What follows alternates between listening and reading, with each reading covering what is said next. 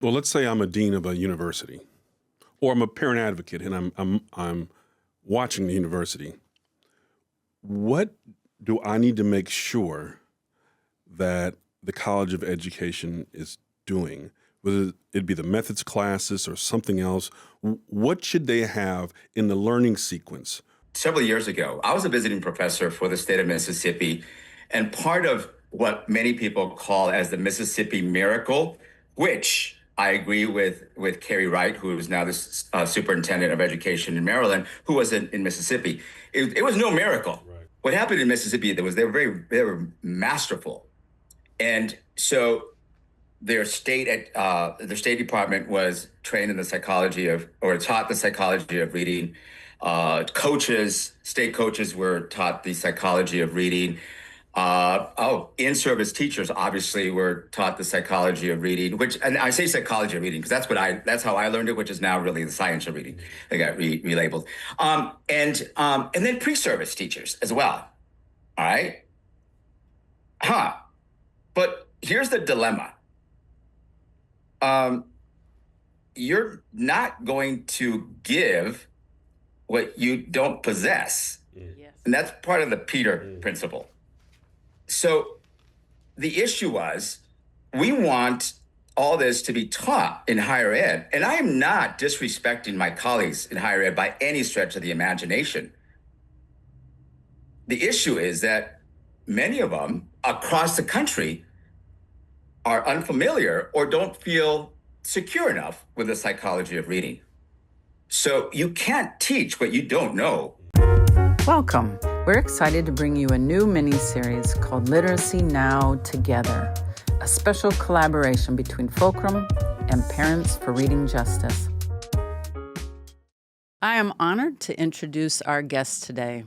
We have Dr. Elsa Cárdenas-Hagan, and she's a bilingual speech-language pathologist, certified teacher, dyslexia therapist, and academic language therapist, serving as the president and founder of the Valley Speech Language and Learning Center in Brownsville, Texas. She collaborates with the Texas Institute for Measurement, Evaluation, and Statistics at the University of Houston, with a focus on developing assessments and interventions for English learners and promoting evidence-based instruction in schools. We also have Dr. Antonio Fierro, who is Vice President of Professional Learning and Academics at 95% Group, co-author of Kid Lips, a phonetics curriculum for young children, and a former Texas State Teacher of the Year, with a career dedicated to early literacy, English learners, and improving teacher preparation. With nearly 20 years as a national letters consultant, he now serves on the National Board of the Reading League, the advisory board for the third edition of Letters, and is also a published author, speaker, and advocate for dyslexia awareness, inspired by his son's journey. So thank you both for being here with Kareem and me today. Let's kick it off. Good morning. Thank you. Right off the bat. Great. Thank you so much. Good morning. Science of reading is where we hope the country is moving. Let's start off by asking, how does the science of reading apply to multilingual learners?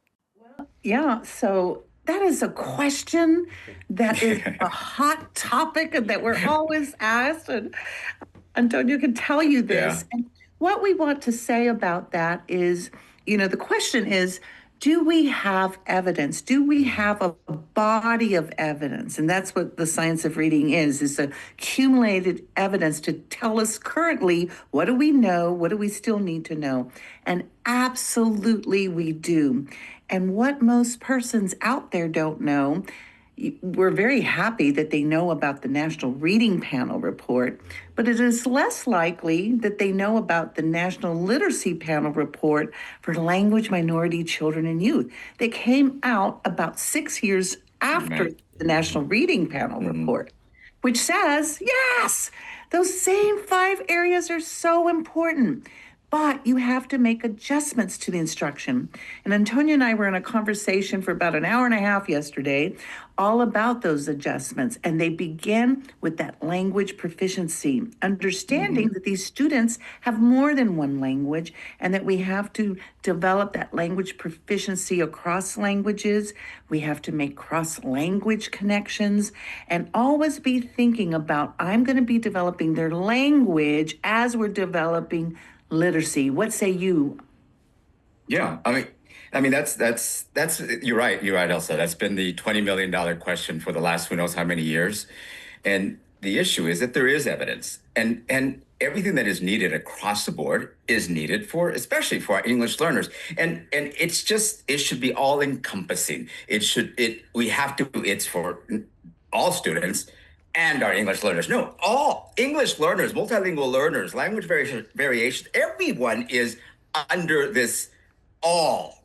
And we have to understand that. The issue it really begins or is that what is it going to take for members of our field, right, Elsa, to take it? I mean, to run with it. There's evidence. Why are we still fighting it? And why do we still why are we still asking questions? Skepticism is a good thing. I can't deny that. Skepticism is a good thing, but ignorance is a completely different issue. And we're really into that area of, come on, let's get it going, because this applies to all kids. This tremendous body of evidence of how we teach literacy is effective for all. And Elsa really hit it on the nail here, because the panel, the National Literacy Panel on Language Minority Children and Youth, stated that the importance of those 5 pillars being given across or taught across the board, with adjustments that need to be given. And I'll agree with you, Elsa, and with the panel. Oral language is where most of the adjustments are going to occur. And by 2017, Antonio, remember that we had another consensus report from the National Academies of Sciences, Engineering, and Medicine. Wow, what did it say? The same thing. Provide that explicit instruction in these key areas, adding, of course, writing to it. That was what's different about that. But we have to be thinking and no more of this, like you're saying, being skeptic about it, whatever. What I want to say is we need to really understand that every teacher out there will have a student with a language variation. Right. And what we are promoting, what we are telling you is that the evidence shows that this kind of instruction benefits all students. And here are the extra things to consider: capitalizing on the student's home language, right? Doing those cross language. And we talked yesterday about, the cultural assets. And we know that culture, what does that do? It affirms you. It shows you that you have an asset. It engages our students and motivates them. But what do we know from science? The linguistic responsiveness makes a difference. So understanding, I may not know your language, students, but I know something about it. And so I like to talk about know your students, know who's in front of you. Who are they? What is their home language? What can I learn about them and their family life, their culture? How can I bring in these families? And how can I support them in developing their academic language, in developing literacy, and really capitalizing on their home language? We all say, the first language serves as the support for the second language and second language literacy. But that's just lip service. What are you going to do purposefully, authentically in that classroom to make a difference? As we establish relationships, right? I mean, relationships first and always. So kids may not remember every lesson that you're going to teach, but one thing that we have to keep in mind is that they'll never forget how you made them feel, right? With a classroom that's safe, an environment that's respectful, that lays the foundation for all learning. And that's so incredibly crucial. That's interesting when you talk about safety in those terms. It's a little different, I think, than what's normally talked about. Because if I'm learning a new language, there's some vulnerability there that if it's not supported, if it's not cared for, things really can go off the rails. Kids shut down, their affective filter goes up, and it happens for a variety of reasons. So a lot of times when people think about being safe and feeling that their relationships are good, they're thinking more about social emotional learning exclusively. But when you're a language learner, there's a level of vulnerability that happens that you have to be able to navigate that to really engage in a deeper learning and be vulnerable and step out and take risks with language and try new things and new sounds, et cetera. So I'm glad that you brought that up. I have something I'd love for the two of you to respond to. I thought about this effort to get children to develop their oral language skills. And you both mentioned that you said it's good for all kids. I'm not sure everybody believes that. Like in the field, we mostly think of oral language development, English language development specifically, as something only for multilingual learners, right? Not monolinguals, not folks who are, but I have a statement I'd like you to hear and give me your response to, if you could. Years ago, Ebonics was controversial in Oakland. It became about money, power, and self-determination. But at the core, it was about English language development, academic English language development specifically. The reason why I never flinched at teaching a bilingual class or was scared about ELD was because that's what we were pushing for in Oakland. But it was related to Black kids 30 years ago. Now, there are some particulars that are specific to different linguistic background and variations, dialects. But people should understand that English language development is good for all kids across all content areas. That's right. And so what we say is, this is what I tell teachers. Every teacher out there, listen carefully. You're a language teacher, you're a literacy teacher, and you're a content area teacher. And we've got to see the integration of language into literacy, and into these content areas. And that's kind of the work we've been doing, and math and science work, and really bringing that in and finding that we get better results when you bring in language literacy. What are the language demands? What are the literacy demands? How am I going to get that listening, speaking, reading, and writing in everything that I do? And how am I going to make that purposeful and authentic and well-intentioned and well-practiced? And you're right, Antonio, you were talking about having that safe environment. I mean, I know as a little girl, how stressful that was when you were called on, right? Just think what's happening, in the brain, stress, right? But, feeling safe, but knowing that I can risk take here and I won't be made fun of, right? I will be honored for really trying to develop proficiency across languages, my home language, my second language. You're talking about Ebonics, Kareem. You were doing this kind of work for 30 years. But as we look at that, even in English, Julie Washington talks about this, Dr. Julie Washington, that, we, even in the monolingual English speaking, environment in the United States of America, there are dialects and language variations. And some are more accepted than others. Face it.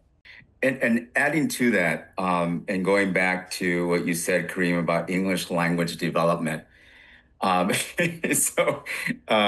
For the first 3 years of my elementary years, I was a runner. Right? I was a runner. I mean, that was all there was to it. They called it Antonio. I was out of here. Right. We didn't know back then what we know now. And I've said this several times. It was actually when I third grade started getting a little bit better. And it was all because of the respect that I was being given, the ability to hear the language, right? So what happened in fourth, fifth, and sixth grades is that I came across 3 teachers who were way ahead of their time. I call it the KFC effect. And it wasn't Kentucky Fried Chicken, all right? It was Krudelack, Floodberg, and Crawford. 3 teachers who really understood the power of language. They respected it. Right. There was affirmation. I was able to use it.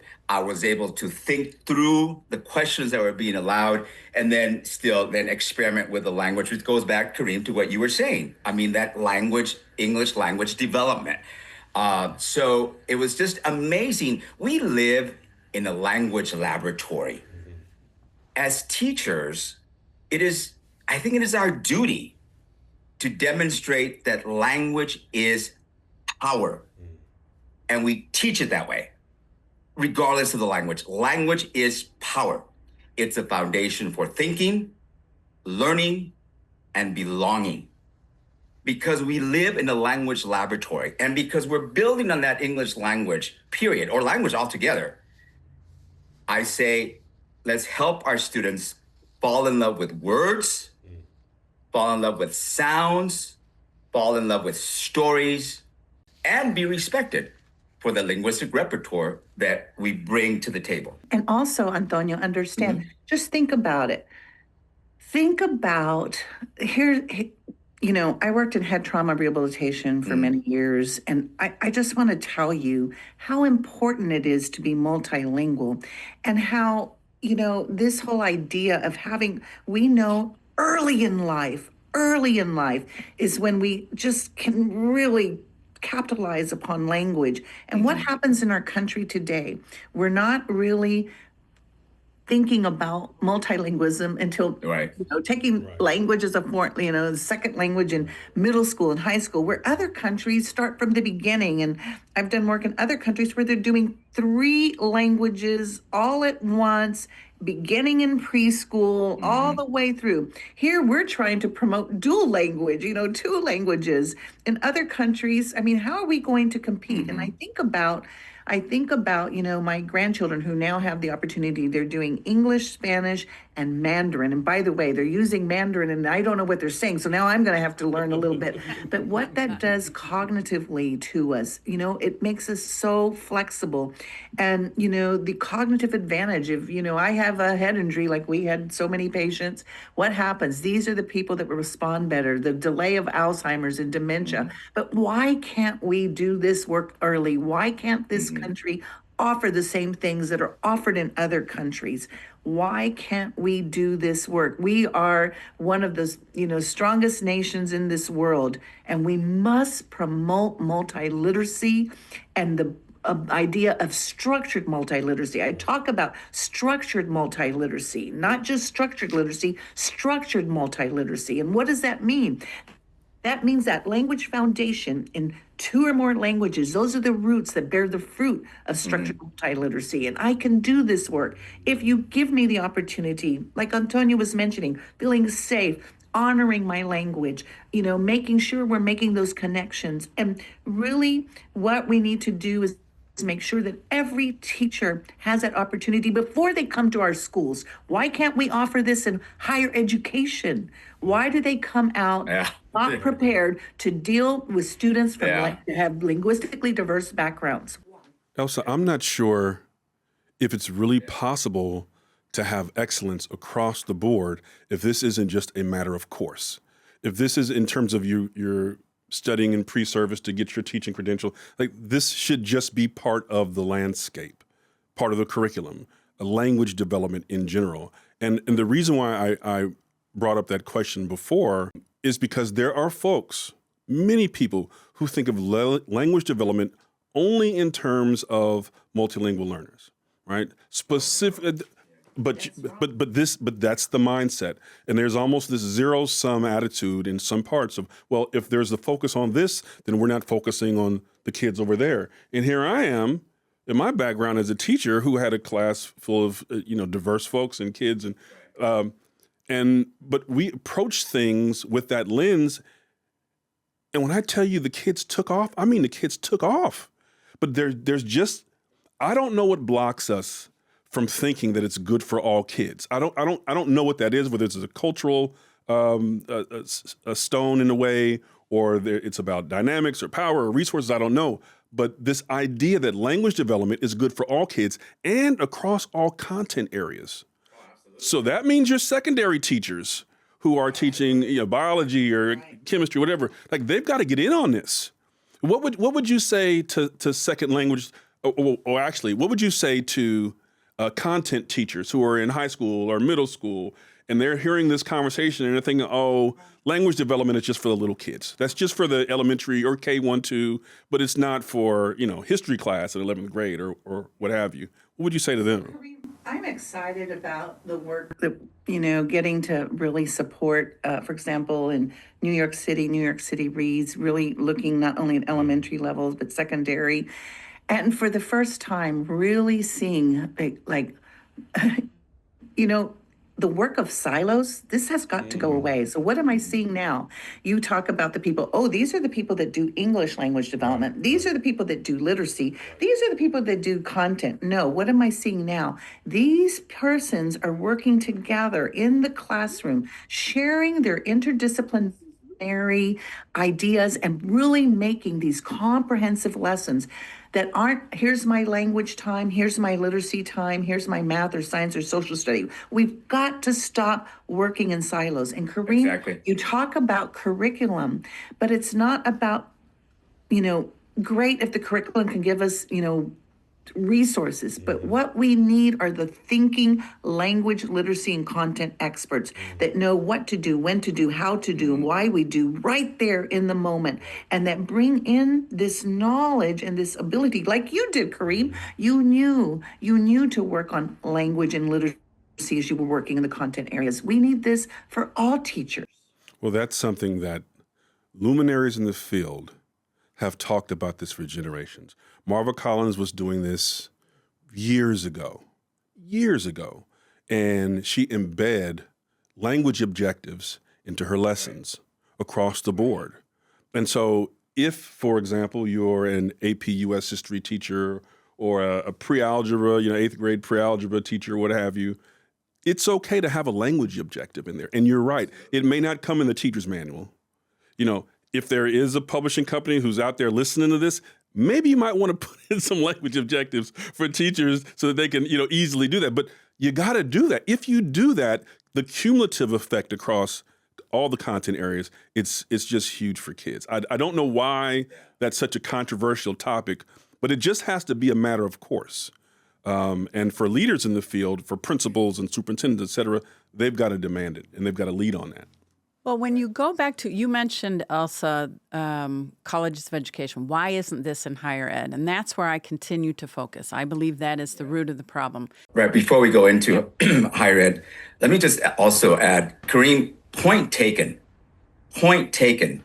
I did, as my bio was read, I spent most of my career, I was very fortunate to have been surrounded by a wonderful cadre of professionals who knew the psychology of reading very well, and it was led by Louisa Moats.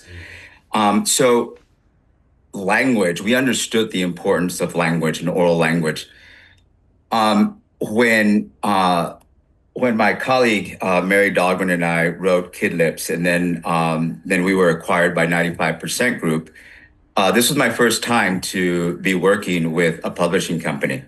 And I'll tell you, I think that publishing companies are getting it. I think they're, we hear it, right? And trying and actually embedding good language practices so that, as Elsa said, so that we have no silos, right?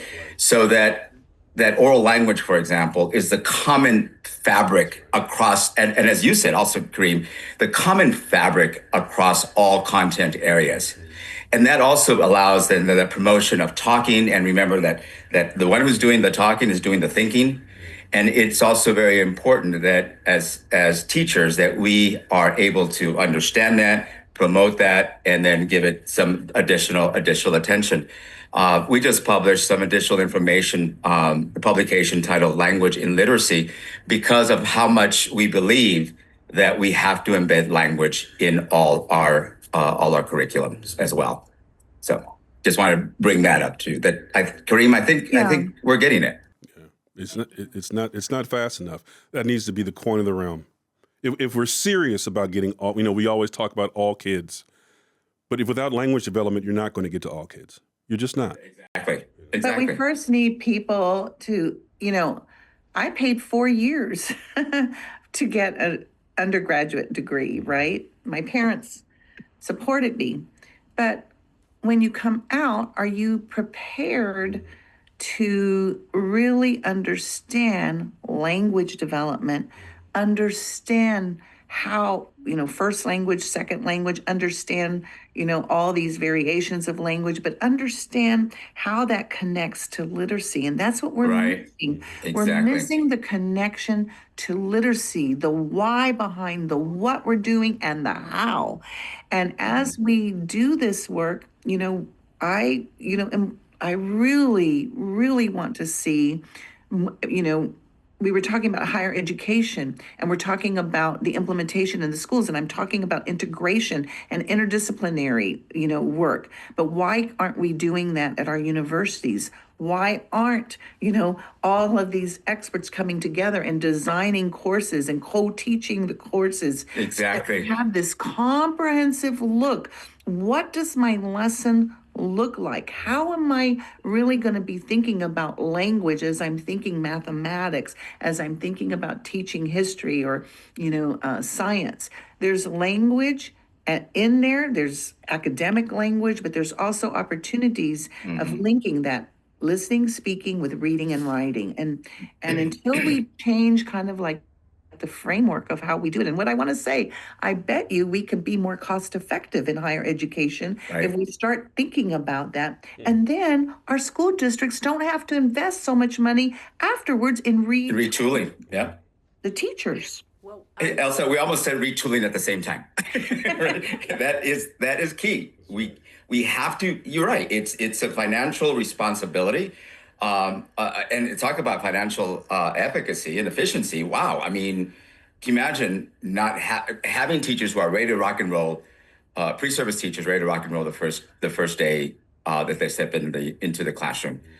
That's not the issue, or hasn't been the issue. But Brett, I think you wanted to get into higher ed. I think we're in higher ed, yeah. Well, one of the things that we talk to districts about is to provide this customer feedback to the colleges of education that supply them, because they have a financial burden, all the professional development of untraining and then retraining in the science of reading. So that makes sense. But what I was also struck by, I'm very near a local state university, and the College of Education might not get science of reading 100%, but their speech and language people do.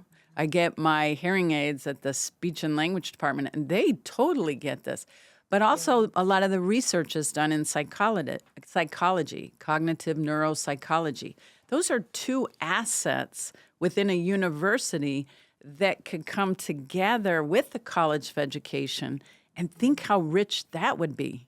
It's so interesting that Brett, you just made me think of something right now. So at the University of Houston, I think about, I became, had a degree in speech and language pathology. So I was in that. And then in my professional life, I've worked with the Department of Psychology at the Texas Institute for Measurement and Evaluation Statistics at, where, Dr. David Francis is, and for so many years, working there for decades. And I always thought, well, how can we bring together, these Right. neuropsychologists and scientists, and that's where the research is done with our Department of Ed, with our Right. speech pathology. And that's what I'm talking about. Really rethinking how we design higher education, because look at the jobs of tomorrow. They don't exist today. And look at what we need to really be future thinking, and we really need to be strategic and collaborative. And I think one of the best experiences in my life was working in head trauma rehabilitation beginning as a speech and language pathologist, and then of course moving on to the administration of that. But what it taught me was how to work with, what did we do? Here we had the person in front of us that needed all kinds of things. But what did we do? We worked with the physical therapist, the occupational therapist, the neuropsychologist, psychologist, speech language pathologist, all of us working together on the same goal, but more comprehensive, working together and getting great outcomes. So why can't we do that in our schools, looking at it through an interdisciplinary, and maybe I come out with a bunch of extra credentials behind my name, right? That are related to, teaching, reading, related to education, related to psychology, related to speech language pathology. Why can't we be more and play in the sand together? Because who are we there for? We're there for the students that are in front of us in the classroom, and they're not a silo. And that's not how their brain works, in a silo. No. So we've got to take all of these disciplines together and I just think about that opportunity that, that we could have, right? Why did I have to go and study linguistics? And then I studied speech language pathology, and then I studied education. I had to do all these extra things why couldn't that have been like a package deal for me? Well, let's say I'm a dean of a university, or I'm a parent advocate, and I'm watching the university. What do I need to make sure that the College of Education is doing, whether it be the methods classes or something else? What should they have in the learning sequence for all teachers? Like just as a dean, what do I need to check on in the syllabi and talking with my professors? Is there something I should be looking for? Higher ed, I identified for the longest time as the last frontier. And I said, I believed for the longest time that I would retire without infiltrating higher ed, that, because it's just so siloed, so different. There really are a lot of efforts now across the country to improve the instruction that's coming out of higher ed. So I was very wrong. I mean, I almost hit it, because I'm saying that, just waiting for my son to graduate from college, and I'm retiring, but that's what I say. But so I'm near retirement, but it's happening, and there's new attention being placed on higher ed. Now, let me go back and also mention several years ago, I was a visiting professor for the state of Mississippi, and part of what many people call as the Mississippi miracle, which I agree with Carrie Wright, who is now the superintendent of education in Maryland, who was in Mississippi. It was no miracle. Right. Trust me, it was no miracle. And Carrie Wright calls it the Mississippi Marathon, as do many of her colleagues who were there in Mississippi. And I get it. I mean, it took many years for the tremendous gains. So a shout out to Mississippi, to their State Department of Education that just is very focused. All right, what I'm getting at is that going back to what Elsa said about enough with the silos, right? Enough with everybody working differently or separately or individually. What happened in Mississippi, they were masterful. And so their state department was trained in the psychology of, or taught the psychology of reading.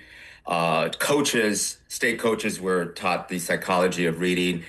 In-service teachers obviously were taught the psychology of reading, and I say psychology of reading because that's how I learned it, which is now really the science of reading.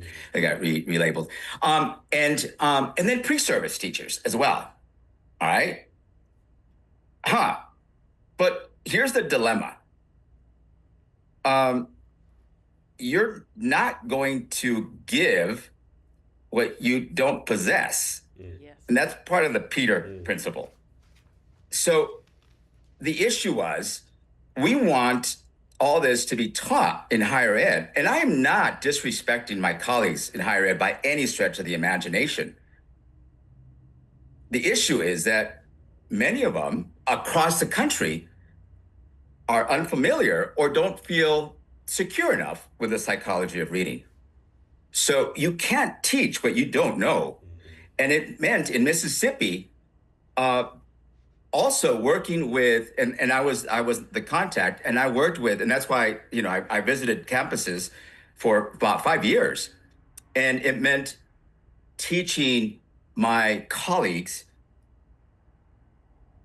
the psychology of reading and how is this going to be delivered. And I really, it does. You have to think outside of the box. And Kareem, you said this, and Elsa and Brett, this is where we're getting at. I mean, we have to think differently. And what we did in Mississippi is that we also provided coaching. So everybody gets coached. Why would university faculty be any different? So I worked with university faculty who were just amazing. And they're like, yes, it took a level of vulnerability, right? I don't know this. So, but let's work on it together. So I would teach it, I would model it, then I would visit campuses, and demonstrate the lesson at the university. And my professor colleagues, my friends, were there in the audience as well. And then, okay, let's do it together. And I do, we do, you do, right? Let's do it together to provide that level of support. Or they would say, hey, let me see this again. Or, hey, do you have any videos on it? Why would it be any different? So the bottom line is that what was very effective, and thanks to the vision that was presented by their State Department, was that I was able to teach, coach, and then also observe. A lot of it was the I do, we do, and now let me watch you and, give you some feedback. And, what does that look like? And here are some resources. So it's not only the science of reading, but the science of teaching as well and learning. And so it was the entire package. And we need to think differently for our higher ed faculty, but we also need to provide them the support. I applaud the states who are writing policy to ensure that this information is being taught. And I caution that now what? Does our faculty need the support because, of the Peter Principle? Let me just mention one other thing. In 2023, the National Council of Teacher Quality published the Teacher Prep Review. And this was very alarming for Elsa and I and others in the field. Because out of like 600 programs, educator preparation programs that they reviewed, 70 and pertaining to English learners, multilingual education, 71% of those 600 plus teacher preparation programs that were reviewed dedicated fewer than 2 instructional hours to support the instruction that's supposed to be given to English language learners. 71% provided less than 2 hours. 88% of those programs offered no practice opportunities out in the field. So it is a complete retooling, and I have to agree with Elsa. It's a complete retooling. So I want to just with support. Capitalize on what Tony was talking about and the model, Tony, that you are describing. And how can we scale up that model? I mean, I know right now Mississippi is working on sustaining and ensuring that this work continues, but how can we use that lesson of those years that it took and really engage, all these states and universities, like, this is how the work is done. And, this is how we scaled it up. And you're right. Why isn't it I do, we do, you do? And I think about speech language pathology. Why do we come out so well prepared? Because we have, so many hundreds of hours supervised, practiced, coached, and we need the same. And so how can we, what we need to be thinking about is how you mentioned, that work was done, but how can we scale that work up? And then you mentioned about, the universities and, this minimum amount of time spent for really preparing for students who are very, linguistically diverse. And what I say to that is, you're right. There's only 3% of teachers out there who have that specialization in how to work with these multilingual learners. It's 3%. But yet, this is like the fastest growing population, and we're seeing it across our country, but we don't have the opportunity to get prepared in how to work with them and really bring all of these evidence-based practices to light to implement. So, just really, I think we need to be thinking about that work and about, okay, how is that replicated? How can that be scaled up? Yeah. And Kareem, going back to your question, right?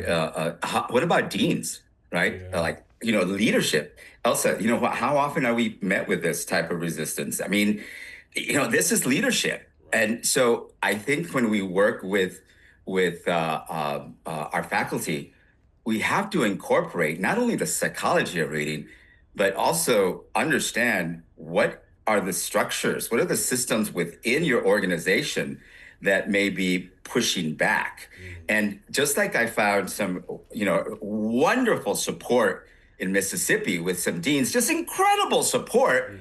I mean, just go on in, let me know what's going on, fill me in. Hey, let's have dinner tonight and we'll talk about it more. Like, yeah. There were also those who absolutely were not only skeptical, but almost all the way to being ignorant on the issue and not wanting to be open to the understanding of the science or the psychology, and then the aspects of structured literacy, like Elsa was talking about. So yeah, you know what I mean. We can also say a lot of how we need higher ed to step up to the plate. Got to be mindful of leadership. Remember, leadership makes it happen or completely destroys it. So I think, though, that there are two different ways that you can go at this. So I think what Mississippi did was kind of a top-down. They had a lot of funding. They had the whole governor, state, everybody was on board, and they were from the top down telling the deans, this is what you're going to do. I think that what parent advocacy and advocacy from the ground up, I think that could be almost more powerful, because what you're doing is you're taking districts that have shifted to the science of reading and you're bringing them into colleges of education, and you're saying, we are not going to buy what you are selling if you don't give us what we need. We're not going to let your student teachers come into our classrooms as they have been, because they are not prepared. And that's a much different argument, because you are messing with their money.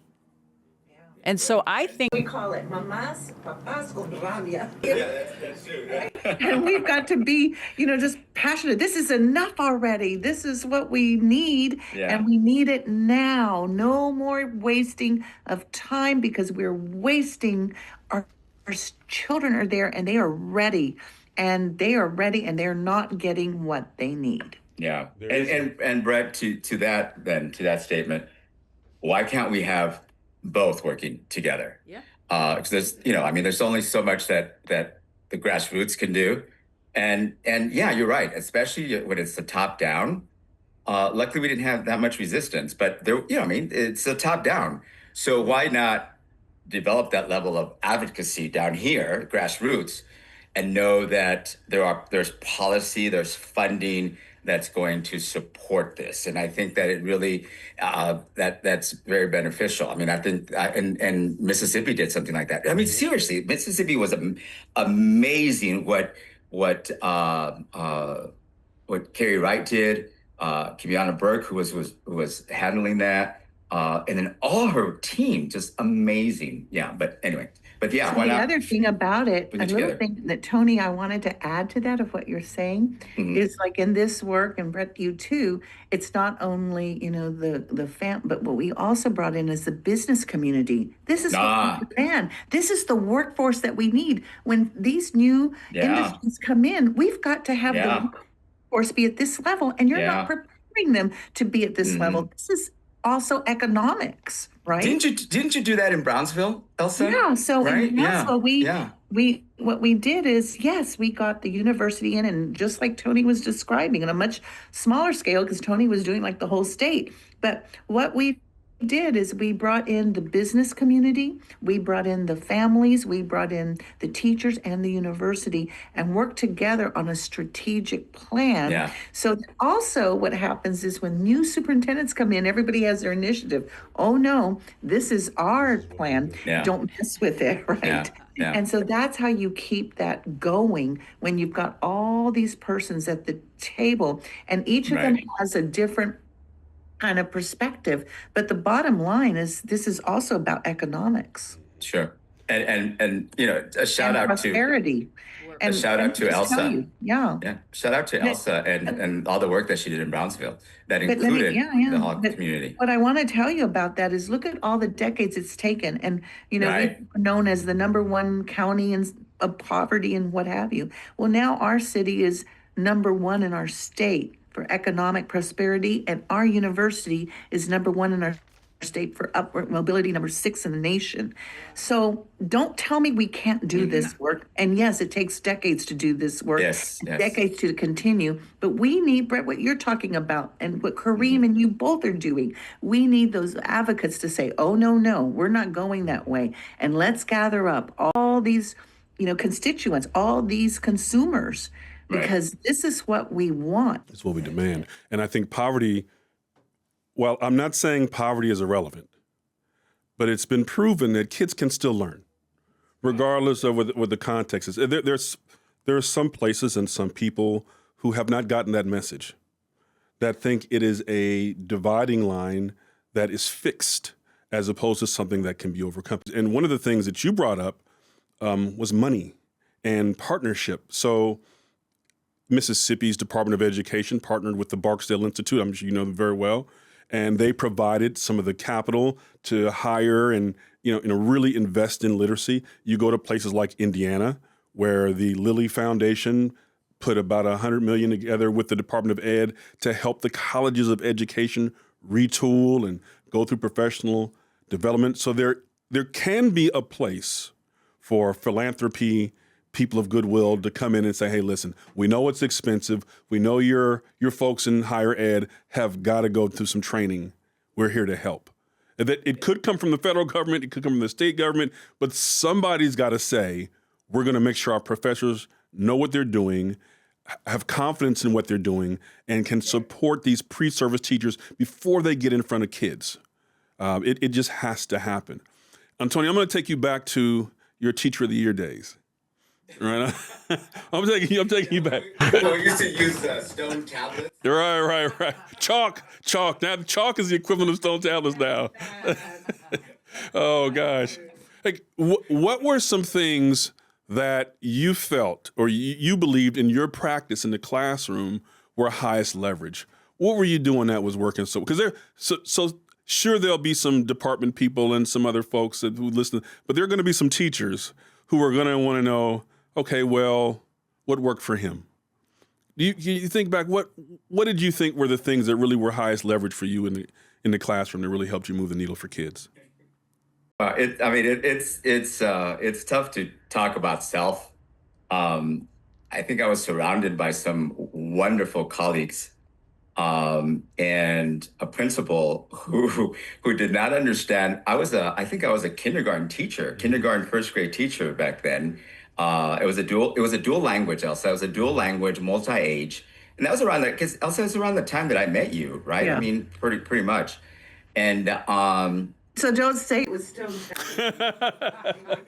Very recent. Oh man. So it was, it really was a team effort. I guess the biggest honor, yes, I mean, being a state teacher of the year was a huge honor. The biggest honor was being recognized by my own colleagues in the school, by just being named as the school teacher of the year, because that was a nomination that was done by my fellow colleagues. So the thing that really was amazing for me when, especially that year when I was chosen, was the amount of learning that we were doing as a team, the collaborative spirit that we had amongst all grade levels. And what was really interesting is that two things. Relationships you know what, we started with, that's when we started looking at numbers, at data. That was the time that the Texas Primary Reading Inventory was being tested along with Tejas Ley, and Elsa knows that very well. And we started looking at data, and we started looking at the needs of our students. Numbers do matter, and relationships do as well, right? So with this level, and we had, I think it was all a Title I school. So we had just all our school was primarily English learners. And it was a level of, again, of respect, of affirmation, of safety. And there was, you would go into our school, seriously. It was, there's so much to say, but our principal was just so good. She was a high school teacher. And she said, I'm learning all this, but you all need to help me learn this. And she had a wonderful staff. So you'd walk into our school and it was bright. It was colorful. There was music you could hear down the halls.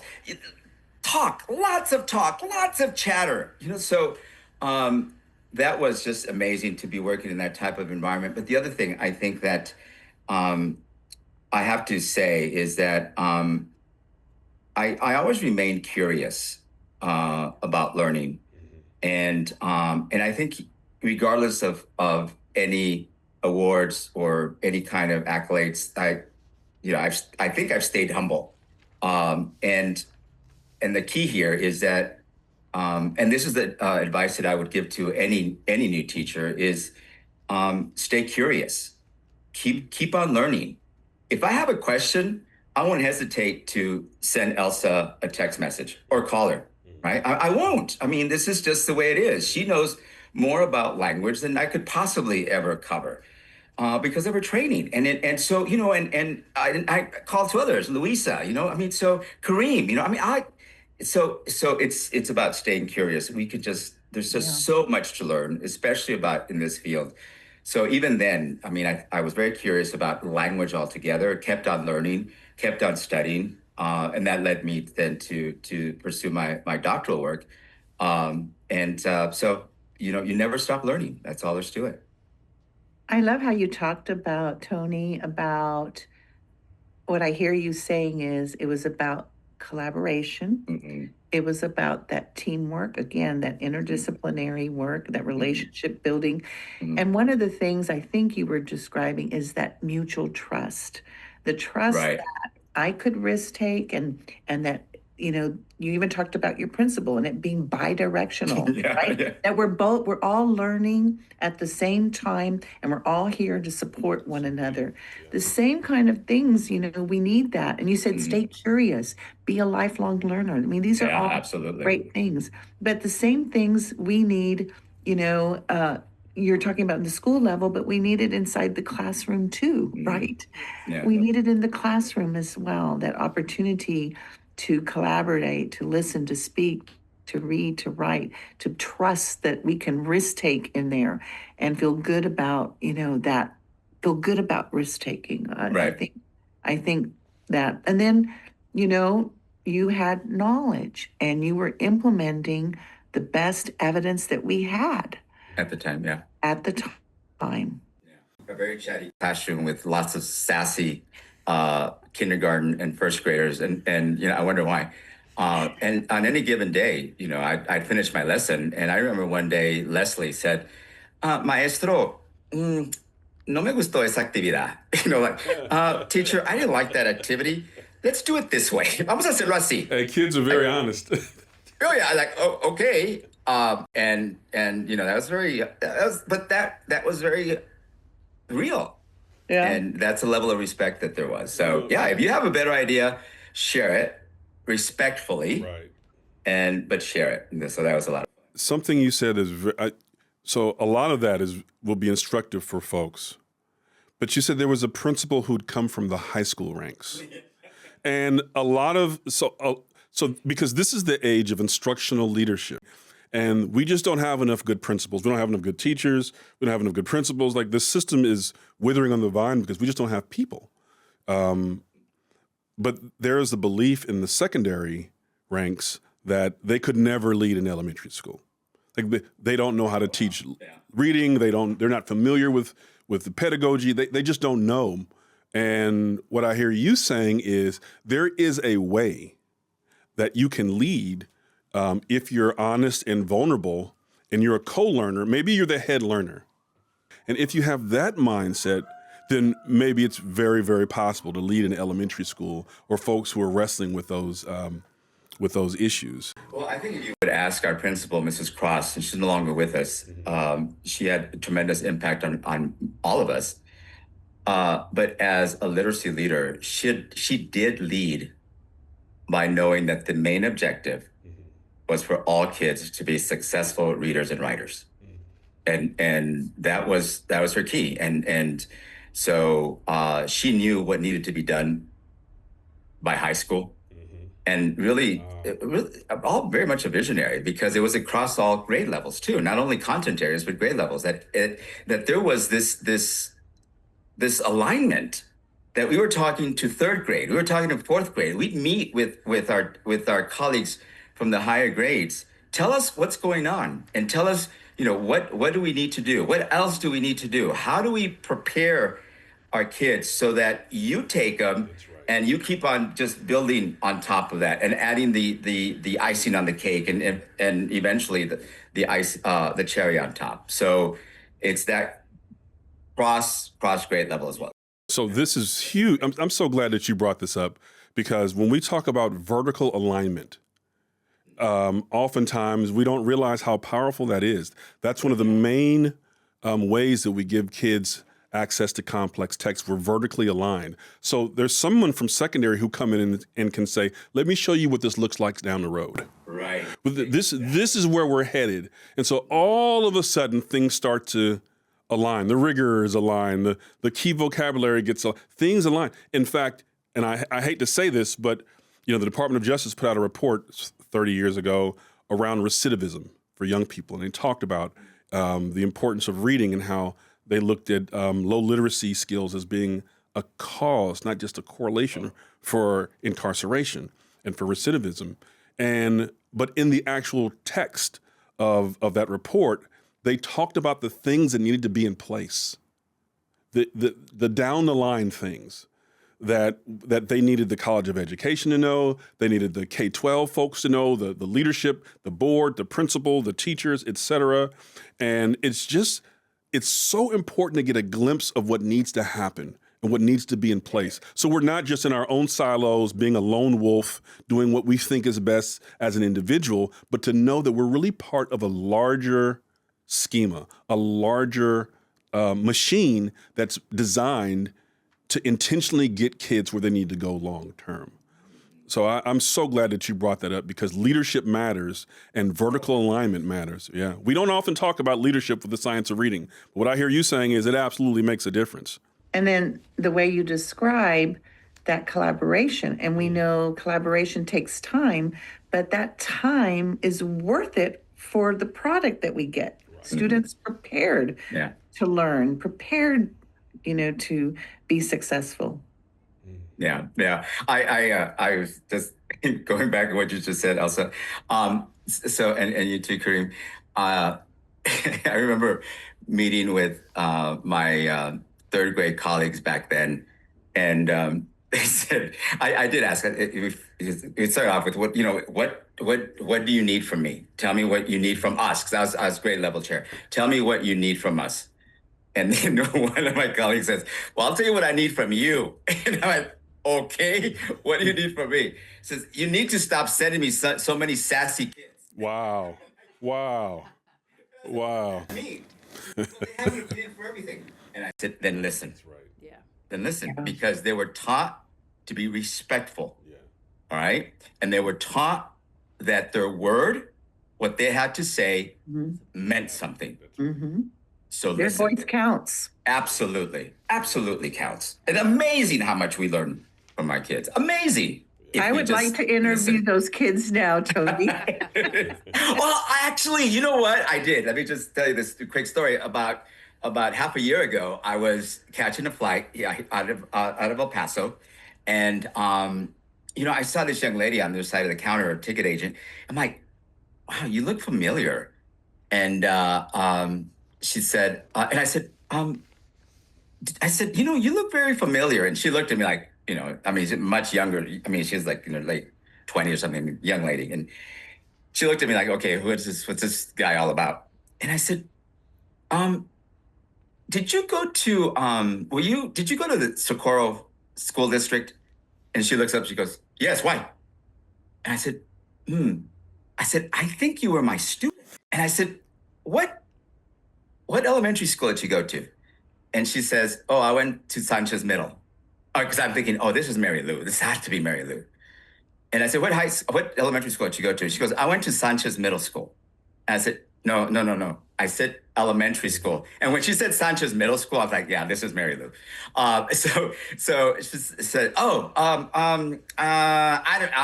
Sierra Vista. Yeah, I went to Sierra Vista. And I said, Mary Lou, you're Mary Lou. And she goes, I am. And I said, this is what, 25 years later almost? I said, Mary Lou, I was your kindergarten teacher. Wow. And at that point in time, she stops everything and she says, Mr. Fierro! Yells it. I'm surrounded by security. Mr. Fierro! And she leans over. Oh, my goodness. I'm like, oh, Mary Lou. Okay, how are you? And she says, do you know what I remember about your class? And I said, oh. She says, do you remember when you stuffed us into the classroom bathroom because we were estimating how many of us were going to fit in that in that bathroom? And you got in there and you were standing on the toilet seat. I'm like, ooh, I'm sorry. Is that all really you remember? Teaching like your hair is on fire, man. Teaching like your hair is on fire. Anyway, yeah. I have a funny one. You're just making me think about this master businessman. He tells me, I still remember you were trying to teach me all those word parts like port, and you took me to the porta potty. No, don't tell anybody in trouble. Yeah, exactly right. I mean, Elsa, right? But it stuck with him. He still knows that root port. Yeah, there you go. And and that's what teachers do. We think outside of the box. Try to make things come alive. To make that connection. That's right. Try to make it. Speaking of that, Elsa, you have a book that I'd love to lift up and talk a little bit about and just get a sense from you who it's for and what are you trying to get done with that text. The book is called, let me get it right here, Literacy Foundations for English Learners, a Comprehensive Guide to Evidence-Based Instruction. I had written all these book chapters and I was always at the last, right? Oh, and here's the final chapter on these kids, right? Now that we've taught you all of this, now what about those kids or these kids? And I said, you know what? Enough. We're going to make an entire book about the research to practice for students, that are linguistically diverse. What do we know? How do you do it? How do you work with language and all of these components of literacy, all into writing as well, that listening, speaking, reading, and writing? And how do we take that? And here are the key takeaways. Here are the things you must do every single day so that you're meeting their needs. And here's the research, here's the practice, here's the examples, right? So that, and when it came out in 2020 in the pandemic, right? And, so that's,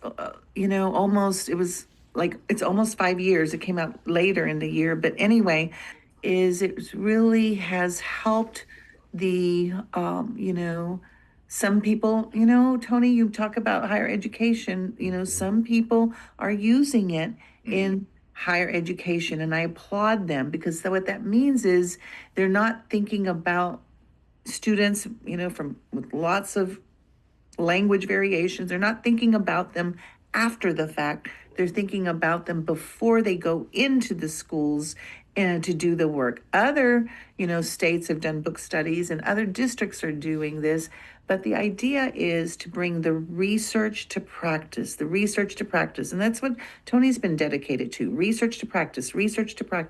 How can we get this in the hands? And I remember, Tony talks about like when we first came out with these screeners, and actually, Tony, that was in 1998, the first year that those came out. Yeah. The idea was, this is what we know. Here are the things we have to know, kind of like these are indicators for future reading. And here, you're going to screen, but you're going to screen to teach. And we're going to design our instruction for all the students, and we're going to see how they, perform. And I am appalled to learn that we have states in our country that have never had a tool to screen. And I was just in one, and I go, well, how do you know what to teach, and how do you know what they need if you don't screen to teach?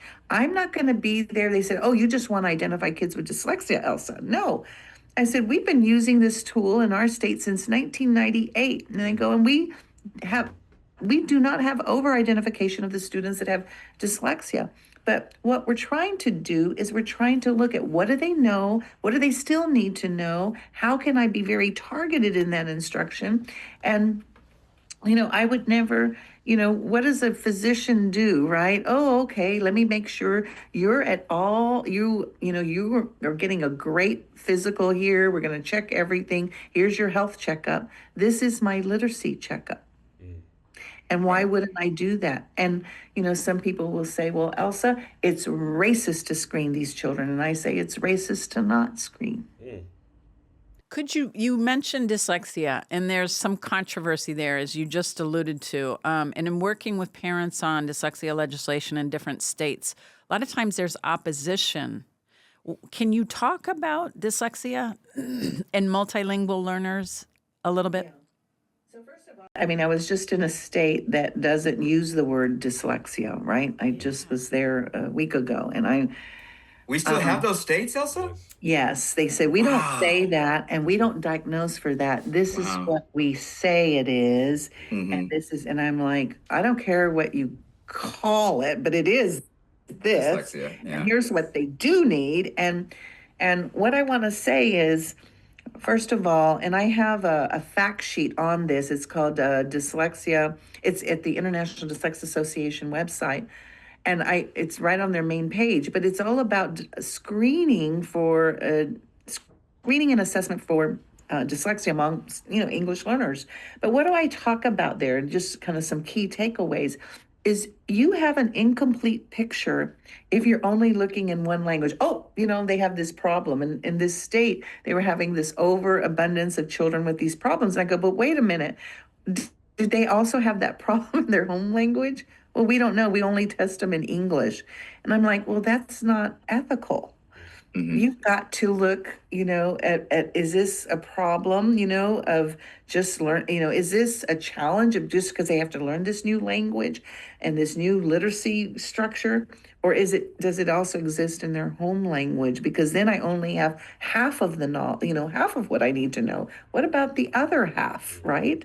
And so then also they're not getting identified because, I cannot believe this, but once again, in the preparation for people that are going to be doing assessments, they learn certain assessment tools and learn how to look at the bell curve and these arbitrary cutoff points. But they don't, I have assessed students for more than 40 years, and I'm going to tell you something. Every time I am conducting an assessment, I'm always looking at the responses and sub-analyzing and finding patterns in there. The tool, that assessment that I'm using gives me some information, but every response that they give me. And so I teach our classroom teachers that every response that they give you, that's data. And let's collect that data and then, or another little section of time, let's figure out, about that error and use that. That error is an opportunity for learning, right? Mistakes are learning. And so, but we have this incomplete picture. And right now we are looking at the definition of dyslexia because we want to make sure that it's not just centered around the English language, but that it really looks globally across all languages. This exists in languages across our world. But when you look at that, some languages are very transparent like the Spanish language. And so when you look at these disorders, well, what do you find? You know what? They were able to break the code because, oh, there's only 5 vowels. They never change. Here's their consonants. They're pretty regular. English, we call it opaque because it has so many different. But what I want to say about that is, where we'll find it, more will be in fluency and in spelling. So we can't discount that. So let's learn about, the structures of these languages. Let's learn about how it looks across these languages. But here's what I do want to tell you, and how I needed to change my own mindset, because I was over there decades and decades ago, 3-4 decades ago, advocating these students do not have to take foreign languages. How horrible was that? Now today I can tell you, every student that's in front of us, that's a student that's multilingual and has dyslexia, comes out multiliterate. And it's what you do, how you do, and it's really getting the professional. And the pandemic gave us an opportunity that I never thought I would have, and it was my dream. So now I can, get almost ready to retire. But so what I want to say about that is, during the pandemic, the state of Texas reached out to me. They go, how can we put, some of your, curriculum on and make it available, to students with dyslexia, Esperanza and Wells and the transition and all that. And I'm like, oh, okay. And so they were going to do all, and I go ahead. I've been putting stuff every day, lessons, and giving it to teachers. And I go, yeah, go ahead. And I go, but you know what? What's most important? I'm very interested in really making sure we have these prepared professionals that can be working with students with dyslexia across languages. And why don't we try to do that? And so they said, all right. Later they called back and they said, we'll sponsor 100. And I said, oh my God. So luckily for me, Jill Gilbert was looking for a job. She's a qualified instructor across languages. I said, you're in charge of the Texas project. Today, I want to tell you, we have 200 bilingual dyslexia therapists. So it's like really having those people that have the capacity. But why can't we have this in other states, right? Why can't we? And so I've talked to, about the national accreditation of that, and also about the standards. So at the International Dyslexia Association, we have the knowledge and practice standards for teaching reading, but we've just updated the knowledge and practice standards for teaching Spanish literacy, so that if you're working across those languages minimally, and so we have another group kind of hoping to look at Arabic. And so looking at these other languages, there's much that's the same, but how can we capitalize? And what we find is that road to biliteracy, we can do it in half the time when we really strategically look at those cross-linguistic connections. And so much transfers, I can process sounds and play with sounds, that transfers. I know letters and sounds, and some of them are the same, that transfers. I know words and these, morphemes, these word meanings, and that transfers. But let's not treat the children as if they bring nothing to the table. They know a lot, but it's up to us as educators to really figure out what do they know and how can I make a connection to this kind of literacy instruction, and really be thinking in that framework. This is what I say, don't make students with dyslexia fit into your little box of what you have to offer. No, let's think about a biliteracy dyslexia model, just like we need to think in our schools about a multiliteracy model. And what will that mean? And like Tony was talking about, what he talked about was, the horizontal and vertical alignment. How do we do that in our schools, looking at minimally biliteracy? I would like for it to be multiliteracy. So, well, Elsa, this is a topic close to my heart. I have a daughter who is dyslexic, and it runs in families. It's a processing difference. It runs in families, and as expert as we are in different areas of education, this is something that impacts everyone. Families wrestle with this, and oftentimes, depending on the culture, depending on the familiarity with it, or how busy the parents are, we just don't catch it. And the longer you go before you're able to identify what's going on with the child will fill in the blanks, and they'll start to attribute their own explanation for why they're struggling. And oftentimes it's not good. And so that's why the screening is so important. You got to identify kids early, And Kareem, and may I also add to that? I also, as a parent of a child with dyslexia, and I think Elsa, you and I talked about this as well. It's time that we start looking at the social and emotional aspect of our students with these types of learning differences. With the amount of struggle that they go through, with the amount of loss of self-confidence, that takes a role. I mean, that takes a toll on your emotion and your psyche. And so it's been an amazing journey for us, as my son, as I said, has dyslexia. And what's really, this is a shout out. He actually interviewed several universities. After he left the junior college here, he visited several universities.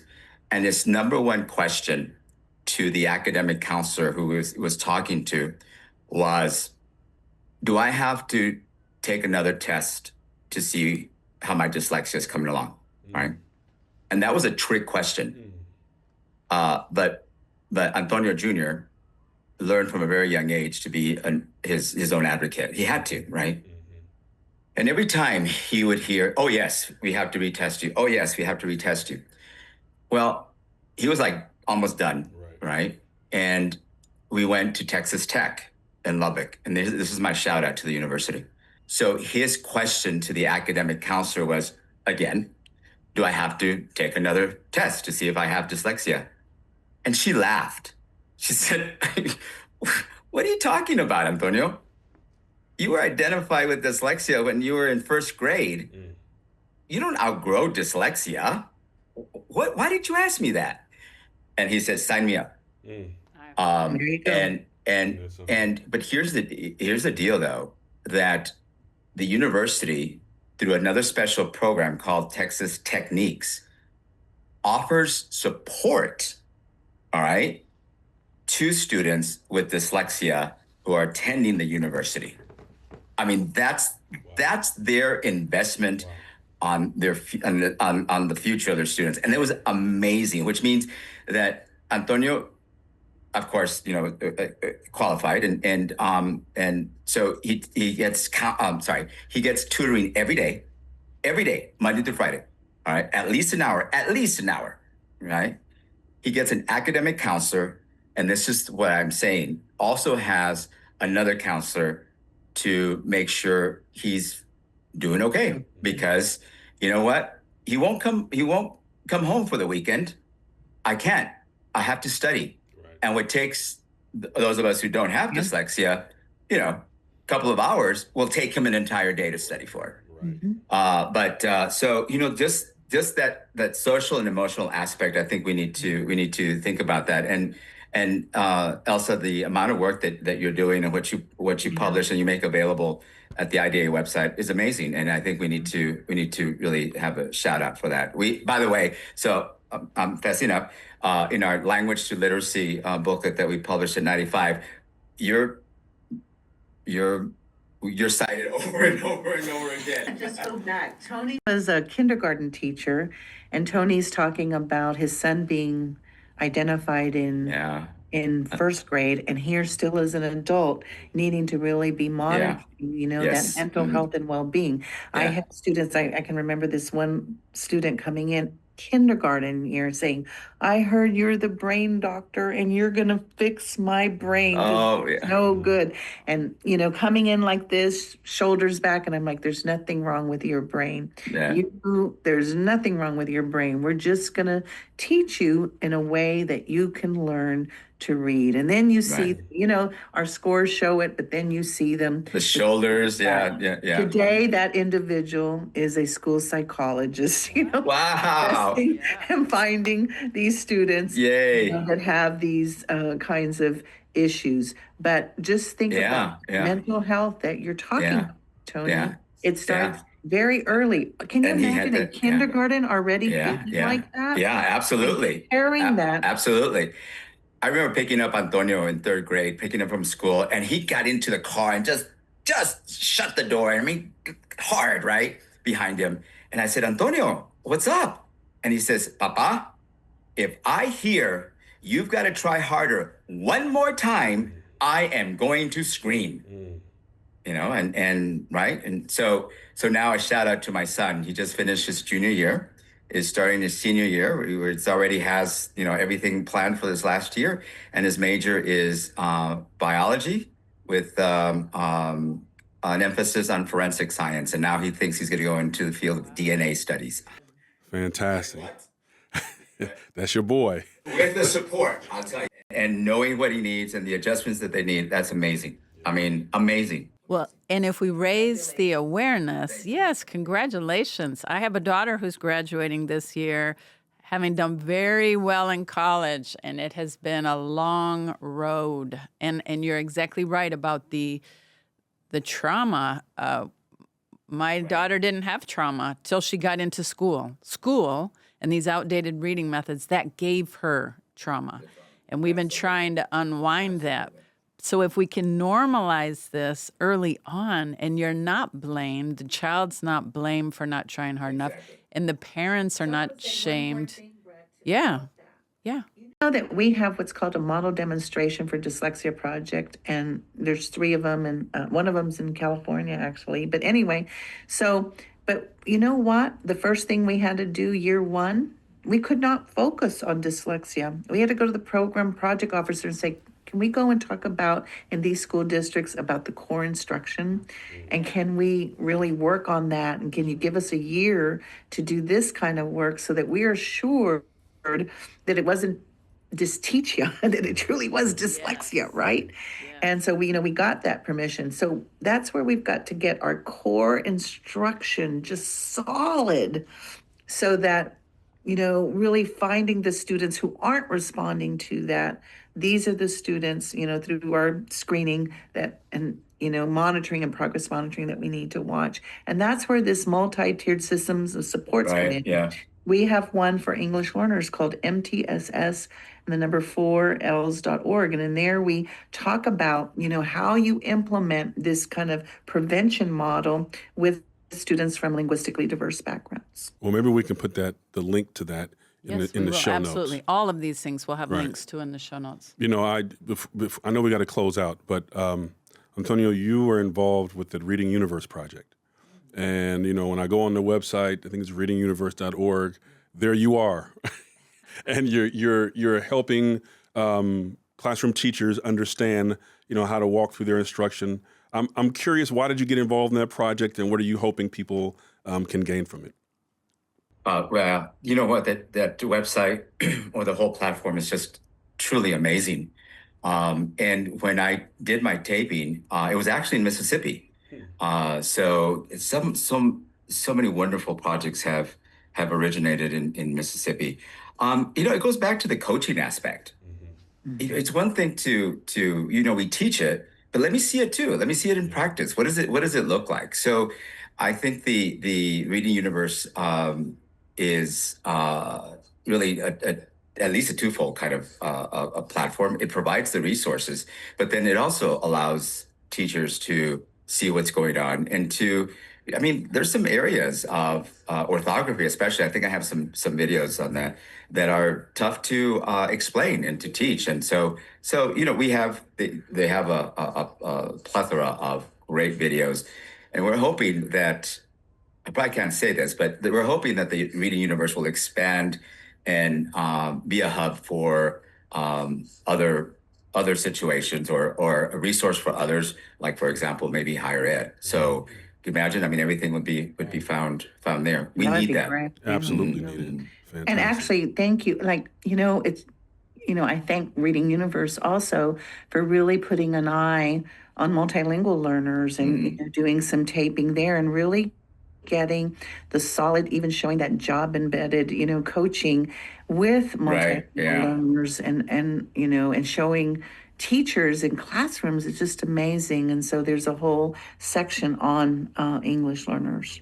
And most of those videos, by the way, were shot just down the street from me in my neighboring district of Gaston ISD. That is 100% EL. And just if you notice, if you really pay attention, well, when you look at the video or view the video, just pay attention to the amount of language that's being shared and the respect that's being allowed, and that level of safety that children are experiencing as they are actually responding in their home language, and then allowing for assistance as they also transition to English. So there's some great videos. You said something that reminded me of a heroine of mine, Marva Collins, a great teacher, taught in Chicago for years, phenomenal teacher. And 60 Minutes did a expose on her classroom 15 years apart, and they tracked the kids and the progress that they made, and the students who really were struggling, they came to her school, and then 15 years later, these students were thriving. And I just never forget, there was one scene where she told a little boy, "There's nothing wrong with you. You just need to be taught. There's nothing wrong with you, and I'm going to teach you." So to those educators who are listening to this and thinking about the resources, Elsa, with your book, or Antonio, things that you've done and promoted and offered for guidance, like, if we can internalize those things, if we can study them, internalize them, and then engage with our colleagues on it so that we're growing as professionals, if we get the good leadership, our kids can do it. Our kids, regardless of their neurological profile, they can do it. And shout out to you and other educators like Marva Collins and others who've made that clear to kids and all stakeholders. There's nothing wrong with you. It's on us as the educators to make sure you get what you need to get. So Absolutely. I didn't mention about what we call the EAC, and Kareem, I think. Oh, yeah. I'm glad you brought that up. We have I think we're all in that. lingual, we're calling it language variations, and we have like a whole menu there of like, here are the maxims that apply to these students, and here are the research studies, and been talking about how we can just make this at what we know at the fingertips of educators out there. And that's the Evidence Advocacy Center. I think we're all involved in that. It's a great resource. We'll link to that as well. All right, well, thank you so much for your time. Do you have any last one little nugget that each of you would like to share? Or because we're going to get in trouble. We're already going way long. And then we'll... I knew it when we booked them. I was like, listen, it's like a family reunion. I know how this is going to be. They're gonna cut us. Yeah. So I just say literacy is the bridge to equity, and multiliteracy is an asset and an achievable goal. Yeah. So it goes back to what I said earlier. Stay curious and stay humble. You don't have to be perfect by any stretch of the imagination. The key here is just to keep learning. Thank you for your insight, for your wisdom, for the resources, which we will put in the show notes. And we're confident that others will benefit from this, not just institutions of higher ed, but also folks in government, leaders, K-12, and the classroom teachers who are really trying to figure this out. And the parents to know that there's nothing wrong with their kids. They just need what they need. So thank you for sharing your expertise. This is what I say. Thank you for Absolutely. having us at your table and not getting the crumbs off your table. You take us first. I love that we are right here and we're not an afterthought. Yeah. And for all our teachers, thank you so much for all that you do. Each and every day, keep on doing the work and making a difference. All right, family. Thank you so much. We appreciate you both. All right. Bye-bye. Bye. Bye. Literacy Now is a podcast designed specifically for parents in our effort to ensure every child learns to read. Parents deserve a seat at the table, and we bring their voices to the fore. We invite you to join the Parents for Reading Justice community on all of our socials, and make sure to visit our website to watch our documentary and to take our masterclass. All of our content is free of charge because every child deserves to learn to read. This episode was brought to you by parentsforreadingjustice.org, produced by Brett Tingley and Keita Mascaro.